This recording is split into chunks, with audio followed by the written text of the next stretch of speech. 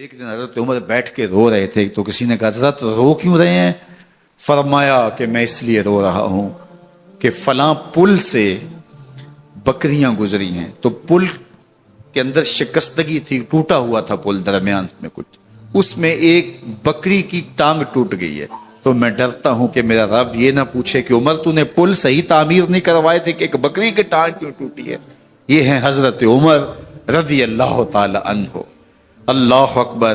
تو اللہ تعالیٰ جل شانہ نے حضرت سیدنا عمر بن خطاب رضی اللہ تعالیٰ عنہ سے جو کام لیا، مختصر دور خلافت کے اندر 10 سال 6 ماہ 4 دن آپ نے خلافت فرمائی ہے، لیکن کہاں سے چلے اور یہاں مکران تک، بلوچستان کا حصہ ہے، یہاں تک آپ کے سلطنت کی حدود وسیع، ادھر آرمینیا تک جا پہنچے، حمص فتح کیا، قادسیہ، یرموک۔ آپ ذرا دیکھیے کہ کہاں تک آپ کی فوجوں کے گھوڑے دوڑتے رہے، اور اللہ تعالیٰ جل شانہ نے ان کو جو توانائی، عدل و انصاف کی قوت عطا فرمائی۔ اللہ اکبر۔ جب زمین پہ عدل کیا ہو تو زمین بھی حکم مانتی ہے، اور حضرت عمر وہ تھے جن کا حکم ہوائیں بھی مانتی تھی، زمین بھی مانتی تھی، جن کا حکم جو ہے وہ آگ بھی تسلیم کرتی تھی اور دریا بھی ان کا حکم مانا کرتے تھے۔ مصر کے اندر یہ رسم بد جاری تھی کہ سال کے بعد ایک دوشیزہ کو زیورات پہنا کے اچھے لباس میں ملبوس کر کے دریا کی بھینٹ چڑھایا جاتا، اس کی قربانی دی جاتی، اس کا خون بہتا تو دریا چلتا۔ جب مسلمانوں نے مصر فتح کیا تو گورنر نے لکھا کہ اسلام تو اس طرح کی رسوم کی اجازت نہیں دیتا، لیکن خشک سالی ہے، لوگوں کی فصلیں ویران پڑی ہیں، تو حضرت کیا کیا جائے؟ تو حضرت عمر رضی اللہ تعالیٰ عنہ کاغذ کے ٹکڑے پہ لکھتے ہیں بسم اللہ الرحمن الرحیم۔ مصر کے نیل کی جانب عمر کا خط لکھتے ہیں، اے نیل اگر تو اللہ کے حکم سے چلا کرتا ہے تو چل، ورنہ ہمیں تیرے چلنے کی کوئی حاجت نہیں۔ اور قاصد کو کہا یہ خط لے جاؤ اور جا کے دریائے نیل میں پھینک دو۔ قاصد جا کے خط دریائے نیل میں پھینک دیتا ہے، پانی آتا ہے، ایسا دریائے نیل چلا، 14 صدیاں ہوئی ہیں آج تک کبھی بند ہی نہیں ہوا۔ دریا حکم مانتے ہیں، آگ نکلتی ہے۔ لوگ حضرت عمر رضی اللہ تعالی عنہ کے پاس آئے، حضرت لاوا پھوٹا ہے، آگ نکل رہی ہے اور مدینے کی طرف بڑھ رہی ہے، اب کیا کیا جائے؟ فائر بریگیڈ تو زمانے میں تھی نہیں۔ عمر نے اپنی قمیض اتاری، جس قمیض پہ 17 پیوند لگے ہوئے تھے چمڑے کے، کہا یہ قمیض لے جاؤ، جدھر آگ بڑھ رہی ہے آگے ڈھالنا، آگ پیچھے بھاگ جائے گی۔ زلزلہ آتا ہے تو زمین پہ دھرا مارتے ہیں، زمین رک جا، کیا عمر نے تیری چھاتی پہ عدل نہیں کیا؟ تو یہ عمر ہیں رضی اللہ تعالی عنہ کہ جن کے انصاف کی وجہ سے، جن کے عدل کی وجہ سے اللہ تعالیٰ کی رحمات اور اس کی برکات کا نزول ہوتا تھا، اور اللہ تعالیٰ نے مسلمانوں کو وہ آبرو مند حکومت دی۔ کائنات کی تاریخ کے اندر ایسی حکومت آپ نے نہیں دیکھی ہوگی جو حضرت عمر نے حکومت کی ہے۔ اللہ اکبر۔ فرمایا فرات کے کنارے پہ ایک کتا بھی پیاسا مر گیا تو اس کا حساب بھی عمر سے ہوگا۔ باہر سے سفیر آتا ہے اور آ کے پوچھتا ہے کہ میں امیر المومنین کے، مسلمانوں کے حکمران کے محل میں جانا ہے، تو وہ مسکرا کے کہتے ہیں ہمارے امیر کا تو کوئی محل نہیں ہے۔ کہا کہاں ہے تمہارا امیر؟ کہا مسجد نبوی میں ہوگا یا بیت المال کے اونٹوں کی دیکھ بھال میں لگا ہوگا۔ وہ جب گئے تو مسجد میں نہیں ہے، اللہ اکبر، وہاں گئے تو وہاں بھی نہیں ہے۔ پھر کیا دیکھتے ہیں کہ عمر رضی اللہ تعالی عنہ جنت البقیع کے پاس ایک درخت کے نیچے اینٹ کا سرانہ رکھ کے سوئے ہوئے، تو اس نے کہا عمر تو نے عدل کیا ہے، تجھے کچی اینٹ پہ بھی نیند آ گئی۔ ہمارے حکمرانوں نے انصاف نہیں کیا اور وہ بند اور محفوظ کمروں کے اندر بھی سکون اور چین کی نیند نہیں سو سکتے۔ حضرت سیدنا عمر رضی اللہ تعالیٰ عنہ نے اس طرح ان امور سلطنت نبھائے۔ آپ دن کو لوگوں کی دیکھ بھالی کرتے، لوگوں کی ضروریات سنتے سمجھتے، اور جب رات پڑتی لوگ سو جاتے، عمر مدینے کی گلیوں میں پہرا دیتے۔ کائنات نے کوئی ایسا بھی حکمران دیکھا ہوگا؟ اللہ اکبر۔ وہ مجاہد جو مختلف محاذات پہ گئے ہوئے ہوتے، ان کے گھروں کی دیکھ بھالی کرتے، ان کی ضروریات کا خیال رکھتے، ان کی آبرو کا پہرا دیتے۔ راتوں کی تنہائیوں کے اندر حضرت عمر اٹھتے اور جا کے گشت کرتے، چکر لگاتے، دیکھتے کوئی آنکھ پر نم نہ ہو، مفلسی کا کسی گھر میں ماتم نہ ہو۔ حضرت عمر رضی اللہ تعالیٰ عنہ جب ایمان لائے تو آپ نے ایک ایک کافر کے گھر کے دروازے پہ کھڑے ہو کے کہا کہ تم کمزوروں کو مارتے تھے، میں تمہیں بتانے آیا ہوں میں محمد عربی کا نوکر بن گیا ہوں۔ بلکہ آپ نے اعلان کیا جس نے اپنی بیوی کو، بیوہ اور بچوں کو یتیم کروانا ہو اور اپنے ماں باپ کی کمر کو جھکانا ہو وہ عمر کے مقابلے میں آئے۔ اللہ اکبر۔ زنیرہ نامی ایک خاتون تھی، بہت کمزور، راوی کہتا ہے کہ اس کی ہڈیوں میں گودا نہیں تھا، عشق رسول تھا، اور اس کا ظالم آقا اس کو مارتا ہے، اور جب مار مار کے تھک جاتا ہے ادھر سے عمر آ رہے ہیں، یہ اسلام لانے کی پہلے کی کہانی ہے، ادھر سے عمر آ رہے ہیں تو اس نے کہا عمر تم جوان آدمی ہو تو یہ چھوڑتی نہیں ہے اپنے نبی کا نام، ذرا تم آؤ۔ تو عمر کوڑا پکڑ لیتے اسے مارتے ہیں، مارتے مارتے تھک جاتے ہیں تو پانی پینے لگتے ہیں، تو کہتے ہیں مجھے تیرے پہ ترس نہیں آیا لیکن میں ذرا پانی پینے لگا ہوں، اور پھر گلے کے اندر ڈال کر کے کوڑا اور اس کی رسی کو بل دیتے ہیں اور اس کی آنکھیں باہر نکل آتی ہیں اور کہتے ہیں بلا اپنے نبی کو جو تیری آنکھوں کی بینائی واپس کرے۔ اللہ اکبر۔ تو اس نے آسمان کی طرف منہ کر کے کہا مالک میں کبھی بھی آنکھوں کی بینائی نہ مانگتی لیکن اب تیرے نبی کی عزت کا سوال ہے۔ آنکھوں کی بینائی واپس ہو جاتی ہے۔ زنیرہ کو بڑا مارا، آج عمر گلیوں میں آنکھوں میں آنسو ہیں اور عجیب دل بے تاب ہے، اور کہتے ہیں آؤ بھئی میں حضور کا غلام بن گیا ہوں، تمہیں بتانے آیا ہوں۔ زنیرہ نے موڑ کاٹا تو آگے عمر یہ آواز دے رہے تھے۔ زنیرہ ایک کونے پہ کھڑے ہو کے رو کے کہتی ہے عمر تم تو بڑے اس دن جوش و غضب میں تھے اور تم مارتے ہوئے تھکتے نہیں تھے۔ تو عمر نے کہا زنیرہ اس دن میں نے دیکھا نہیں تھا، اب میں محمد عربی کو دیکھ آیا ہوں۔ جنہ ویکھیا نہیں ہو کرن گلاں، جنہ ویکھیا نہیں ہو کرن گلاں، جنہ ویکھیا ہو تے بول دے نہیں، جڑے محرم راز حقیقت دے اور راز حقیقت کھول دے نہیں۔ تو حضرت عمر رضی اللہ تعالیٰ عنہ ایمان لائے۔ حضرت عبداللہ ابن مسعود رضی اللہ تعالیٰ عنہ فرماتے ہیں کہ حضرت عمر کا ایمان لانا مسلمانوں کے لیے عزت کا سبب تھا، ان کا ہجرت کرنا مسلمانوں کی نصرت تھی اور ان کی خلافت مسلمانوں کے لیے رحمت تھی۔ حضرت عمر رضی اللہ تعالی عنہ وہ ہیں کہ میرے حضور نے فرمایا لوگوں جب نیک لوگوں کا ذکر کرو تو میرے عمر کا تذکرہ ضرور کیا کرو۔ میرا عمر وہ ہے کہ جب وہ ایک سمت سے آ رہا ہو، ایک گلی اور بازار سے آ رہا ہو تو شیطان بھی آ رہا ہو، عمر کو دیکھ کے راستہ تبدیل کر لیتا ہے۔ حضرت عمر رضی اللہ تعالی عنہ کی طبیعت کے اندر جو جاہ و جلال تھا، طبیعت کے اندر جو سختی تھی، وہ اسلام کے اندر آ کر بھی قائم رہی، اور آپ نے وہی سختی، وہی جاہ و جلال جو پہلے مسلمانوں کے خلاف تھا، اب کفار کے خلاف، منافقین کے خلاف حضرت عمر کی طبیعت کے اندر وہ جوش و خروش بدستور موجود رہا۔ لیکن جس دن آپ خلیفہ بنے تو اس دن آپ نے ممبر پہ چڑھ کے جو خطبہ دیا اس میں کہا لوگوں میں سخت اس لیے تھا کہ رسول اللہ نرم تھے، پھر میں سخت اس لیے تھا کہ حضرت ابوبکر صدیق نرم تھے، اب میں تخت خلافت پہ بیٹھا ہوں، اب میری سختی جو ہے وہ نرمی میں تبدیل ہو گئی، صرف فاسقوں، فاجروں اور باغیوں کے لیے میں سخت ہوں، باقی تمہارے لیے نرم ہوں۔ سب سے کم جو تنخواہ بیت المال سے اگر کسی وجود نے لی ہے تو وہ حضرت عمر رضی اللہ تعالیٰ عنہ نے لی، صرف 2 جوڑے لیتے تھے سال میں، اور راوی کہتا ہے کہ میں نے دیکھا ہے کہ اس میں بھی 17 پیوند لگے ہوتے تھے۔ حضرت عمر رضی اللہ تعالیٰ عنہ کا طرز زندگی، آپ کا انداز معاشرت اور آپ کا انداز خلافت، ہر لمحہ آپ کی زندگی کا اٹھا کے دیکھیے کتنی مرتبہ قرآن حضرت عمر کی رائے کے مطابق نازل ہوا ہے۔ اللہ تعالیٰ جل شانہ نے ان کو صاحب الہام بنایا تھا۔ ہر امت میں کوئی صاحب الہام ہوتا ہے، حضور کی امت کا صاحب الہام حضرت عمر رضی اللہ تعالیٰ عنہ، اور آقا کریم نے انہیں اپنا وزیر قرار دیا، فرمایا میرے 2 وزیر آسمانوں میں ہیں، 2 وزیر زمینوں میں ہیں، آسمانوں کے وزیر جبرائیل اور میکائیل ہیں اور زمین کے وزیر ابو بکر اور عمر ہیں رضی اللہ تعالی عنہما۔ سارے کافر اکٹھے ہو کے آگے تھے، حضور کے گھر کا گھیرا ڈال لیا تھا کہ آج چھوڑیں گے نہیں، لیکن حضور ان کے سروں میں خاک ڈالتے گزر گئے۔ حفاظت اللہ نے اپنے محبوب کی ہے۔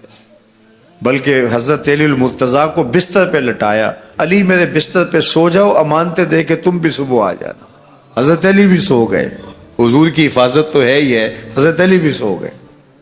جب صبح اٹھے تو انہوں نے دیکھا یہ تو علی المرتضیٰ ہے۔ اللہ اکبر، بڑے پریشان ہوئے کہ حضور کدھر گئے۔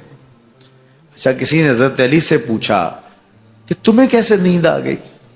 ننگی تلواریں لیے وہ گھر کے ارد گرد تھے اور آپ چادر اوڑے سوئے تھے حضور کے مغالطے میں، وہ آپ کو بھی تو نقصان پہنچا سکتے تھے۔ تو حضرت علی نے کہا حضور نے کہا تھا علی میرے بستر پہ سو جاؤ، صبح اٹھنا، امانتیں دینا اور مدینے آ جانا۔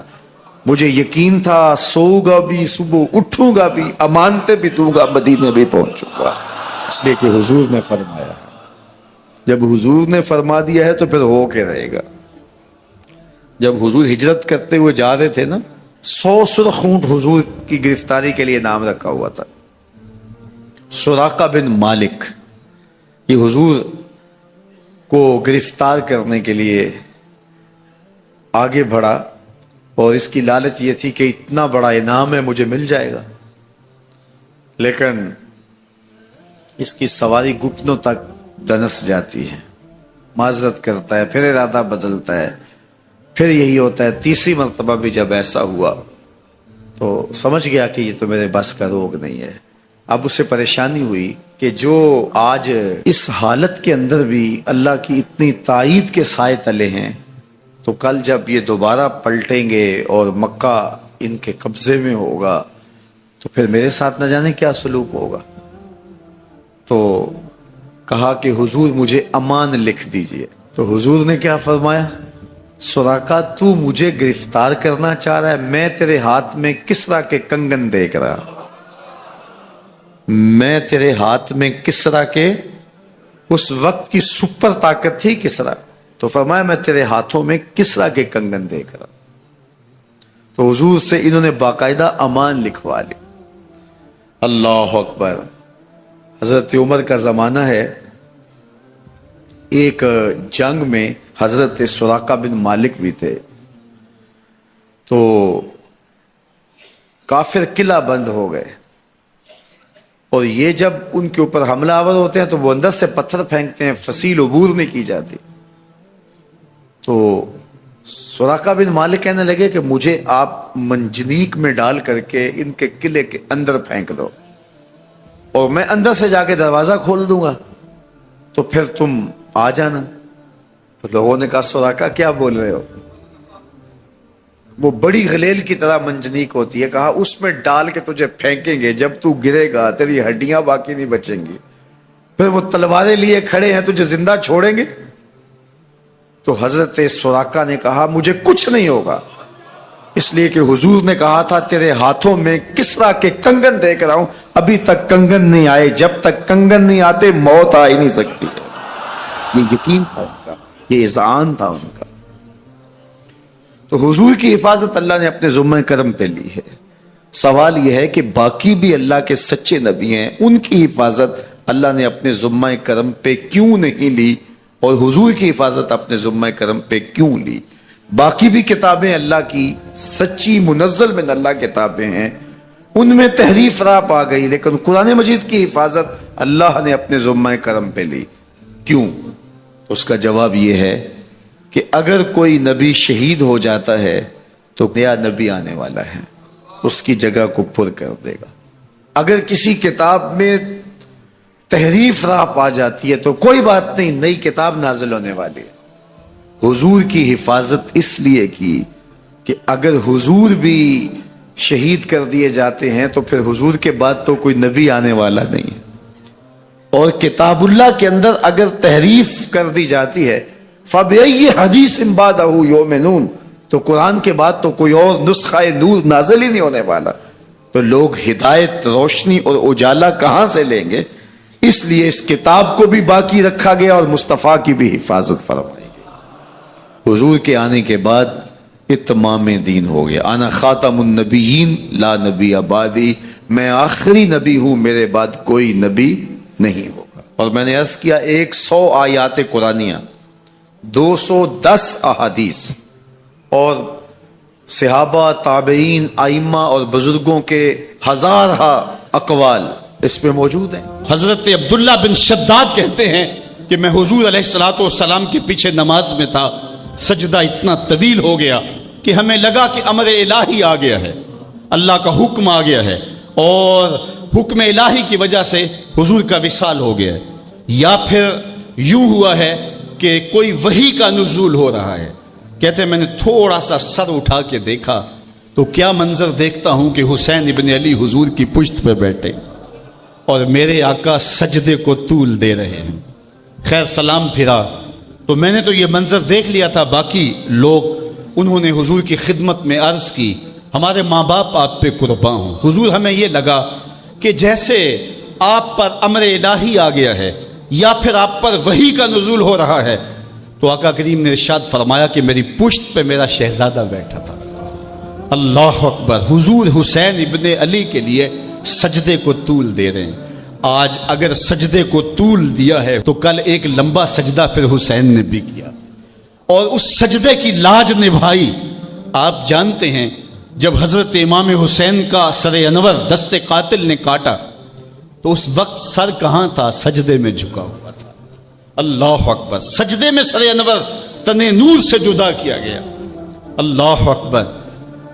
حضرت نبی رحمت عرفات کے میدان میں کھڑے ہیں تو کسی نے آ کے کہا اے اللہ کے محبوب، فلاں شخص، فلاں آدمی لبیک لبیک پکارتا ہوا حج کرنے آ رہا تھا، اونٹ سے گرا ہے، گردن کی ہڈی ٹوٹ گئی، موت واقع ہو گئی، کیا حکم ہے؟ فرمایا اسے احرام میں ہی کفن دیا جائے، جنازہ پڑھو اور اس کی تدفین کر دو۔ اور پھر ارشاد فرمایا کل قیامت کے دن جب قبر سے اٹھایا جائے گا ملبین، اس کے لبوں پہ لبیک اللہم لبیک کی صدائیں ہوں گی، یہ تلبیہ پڑھتا ہوا اٹھے گا، کیونکہ جس حالت میں موت آتی ہے اسی حالت کے اندر وہ اٹھایا جاتا ہے۔ تو یہ حضور کا فرمان سامنے رکھنے کے بعد ذرا میرے جملوں کی طرف غور کیجئے۔ حسین ابن علی کا سر قاتل نے اس وقت کاٹا جب سجدے میں جھکا تھا، اور قبروں سے اٹھائے جائیں گے لیکن حسین ابن علی کا سر سجدے سے اٹھایا جائے گا۔ تو حسین تو آج بھی سجدے میں ہے۔ اتنا طویل سجدہ کسی نے نہیں کیا جو حسین ابن علی نے کیا۔ سر سجدے میں جھکا کے کہہ رہے ہیں مالک حسین کی قربانیاں قبول کر لے۔ آپ کو وہ منظر بھی یاد ہوگا جب فرشتوں نے کہا تھا مالک حضرت انسان کو اپنا خلیفہ بنا رہے، تیری تسبیح تو ہم بولتے ہیں، سجدے تو ہم کرتے ہیں، قیام اور رکوع تو ہم کرتے ہیں، اور یہ انسان تو دھینگا مشتی شر اور فساد کرے گا، تو حضرت انسان کو اپنا نائب بنا رہا ہے۔ جواب آیا تھا انی عالم ما لا تعلمون، فرشتوں جو میں جانتا ہوں وہ تم نہیں جانتے، تمہاری نظر عناصر اربعہ پہ ہے اور اس کا جو نتیجہ نکلنے والا ہے تم اس پہ نگاہیں جمائے ہوئے ہو۔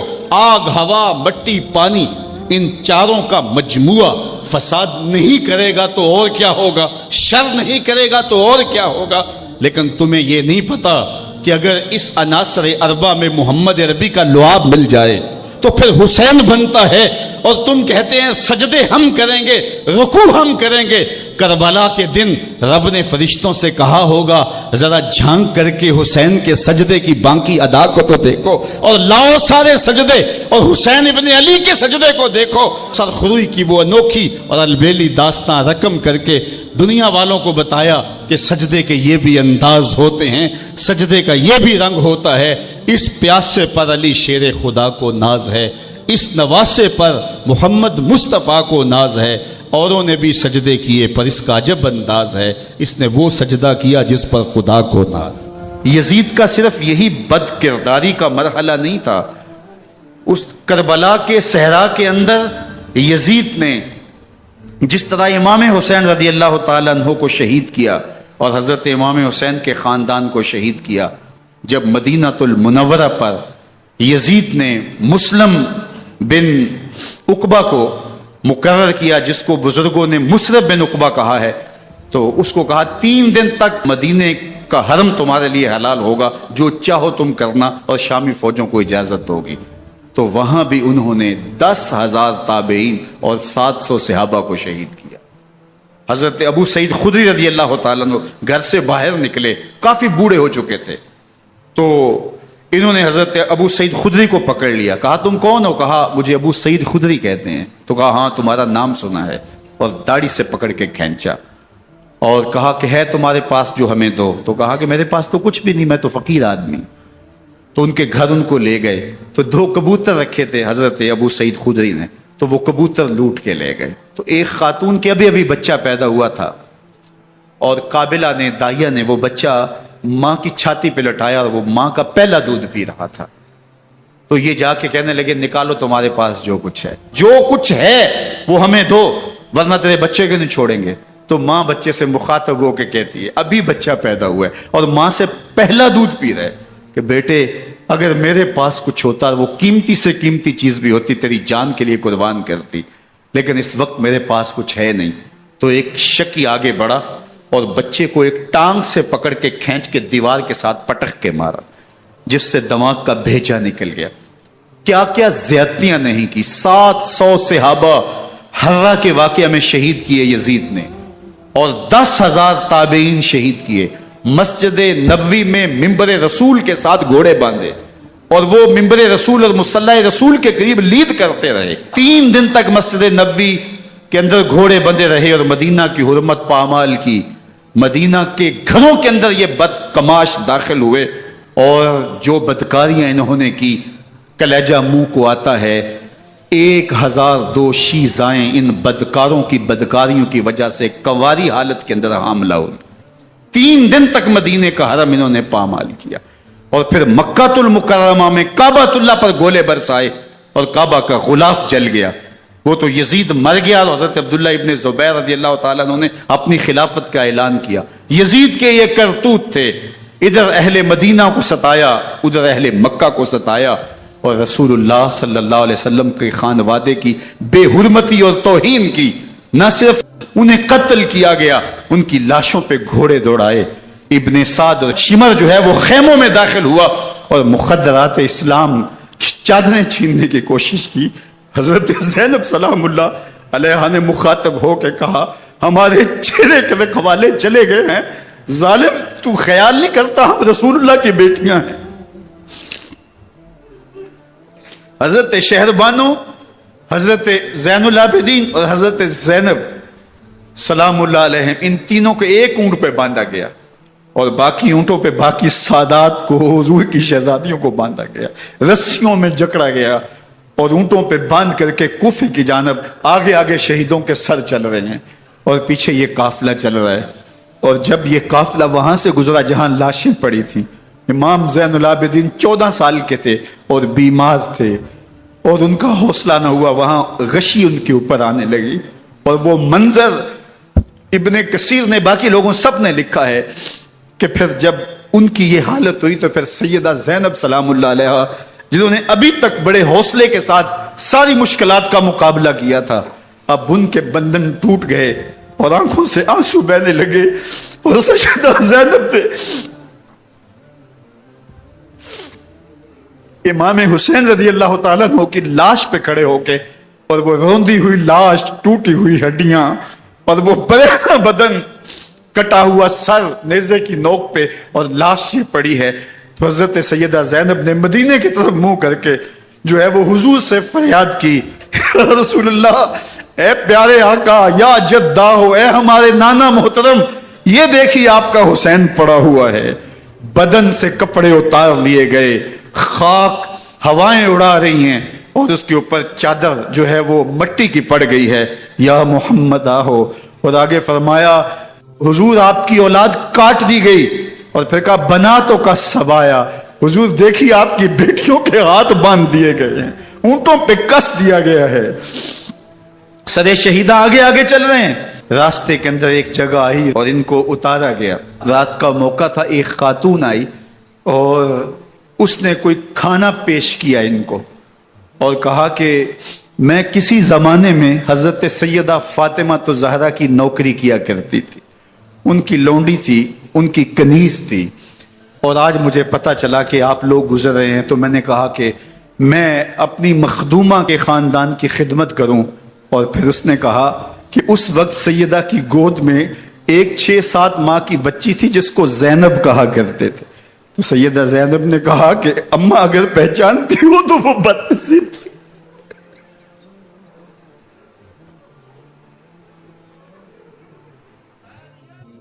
حضرت امام حسین شہید کر دیے گئے، ان کا خاندان شہید کر دیا گیا. صرف 14 سال کے امام زین العابدین رضی اللہ تعالی عنہ اس حادثے میں، اس واقعہ میں جو ہے وہ بچے. اور سب سے زیادہ دکھ اپنی آنکھوں سے انہوں نے دیکھے. کربلا کا منظر بھی دیکھا، کوفے کا دارالعمارہ بھی دیکھا، اور دمشق کا دربار یزید بھی دیکھا، اور پھر یہاں سے مدینے پہنچ کر اہل مدینہ سے جو سامنا ہوا امام زین العابدین نے وہ لمحے بھی دیکھے. کہتے ہیں اس واقعہ کربلا کے بعد حضرت امام زین العابدین کبھی ہنسے نہیں تھے. جب بھی پانی پینے لگتے تو رو پڑتے، انہیں شاید سکینہ کی پیاس یاد آ جاتی تھی. امام زین العابدین کا رنگ زرد ہو جاتا جب کربلا کی یاد آتی، اور بسا اوقات شہر سے وحشت ہونے لگتی اور دور باہر نکل جاتے اور جا کر کے وہاں خیمہ گاڑ لیتے اور مہینہ مہینہ وہاں ذکر و فکر اور عبادت میں لگے رہتے. امام زین العابدین کے ہاتھوں میں ہتھ کڑیاں، پاؤں میں زنجیریں، اور اونٹ پہ باندھ کر کے جب حضرت امام زین العابدین کو شہیدوں کی لاشوں کے قریب سے گزارا گیا تو غشی پہ غشی طاری ہو رہی تھی امام زین العابدین پہ. اور وہ گھڑیاں بھی امام زین العابدین پر کتنی دردناک تھیں کہ جب شہزادیاں اونٹوں کے ساتھ باندھی گئی تھی اور امام زین العابدین اپنے بابا کا سر اپنے سامنے چلتا ہوا دیکھتے تھے. اور یہ دردناک لمحے کہ جب رات کی گھڑی آئی تو زینب سلام اللہ علیہ نے دیکھا کہ زین العابدین کے آنسو نہیں تھمتے اور ان کو غشی پہ غشی آتی ہے، تو وہ آگے بڑھ کے ان کو اپنی آغوش میں سمیٹتی ہیں اور کہا زین العابدین کیا ہوا؟ کہا کہ پھپھو جان اگر ہو سکے تو بابا کا سر کچھ دیر کے لیے میری گود میں نہیں آ سکتا ہے. وہ وقت بھی امام زین العابدین پہ آتا جب زخم اور درد اور دکھ حد سے تجاوز کرتے ہیں تو زین العابدین مدینہ کی طرف منہ کر لیتے ہیں اور حضور کی بارگاہ میں ہوا کے ہاتھوں پیغام بھیجتے ہیں. ان نلتا یا ریح الصبا یوما الی ارض الحرم بلغ سلامی روزتن فیہا النبی المحترم یا رحمتا للعالمین ادرک لزین العابدی محبوس عید الظالمی فی الموکب والمزدحم. امام زین العابدین نے یہ سارا دردناک منظر اپنی آنکھوں سے دیکھا اور یہ سارے دکھ سہے. امام زہری کہتے ہیں کہ ولید کے زمانے میں دوبارہ امام زین العابدین کو پکڑ لیا گیا اور ان کے ہاتھوں میں دوبارہ ہتھ کڑیاں اور پاؤں میں بیڑیاں ڈال دی گئیں. میں ملنے گیا تو جو ہی امام کے ہاتھوں میں ہتھ کڑیاں دیکھی تو میرا دل ڈولنے لگا اور میری آواز گلے میں دب گئی اور آنسو تھے کہ تھمتے نہیں تھے. تو امام زین العابدین نے مجھے دیکھا تو مجھے تسلی دیتے ہوئے کہا زہری کیا ہوا تمہیں؟ تو میں نے کہا حضرت کربلا میں تھوڑے دکھ دیکھے تھے اور اب یہ حالت مجھ سے دیکھی نہیں جا رہی. تو امام زین العابدین نے ان زنجیروں کو اور ان ہتھ کڑیوں کو جن سے آپ جکڑے گئے تھے جھٹکا دیا، لوہے کی زنجیریں ٹوٹ گئیں. کہا زہری ہم اللہ کی تقدیر پہ راضی ہے ورنہ یہ زنجیریں کیا ہوتی ہیں. اس طرح کے مزید اسلامک بیان دیکھنے کے لیے ہمارے چینل کو سبسکرائب کریں اور ویڈیو کو لائک کرنا مت بھولیے.